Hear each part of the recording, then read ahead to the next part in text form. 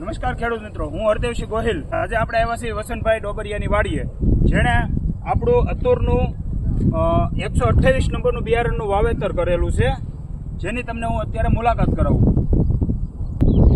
આપણે જોઈ રહ્યા છીએ કે આ અતુર આપણે 128 નંબરનું બિયારણ છે, જેની અંદર કાળી અને સફેદ ફૂગ લાગેલી હતી, જેની અંદર આપણે સ્વાલનું ડેલમાં કરીને આવે છે એને આપણે ભલામણ કરેલી હતી, જે પંપે 50 ગ્રામ નાખવાનું આવે છે અને એમની જોડે એક બીજું નાખવાનું આવે છે, જે છે નાગાર્જુનનું માસ પ્લસ, કે જે પંપે 35 ml નાખવાનું આવે છે.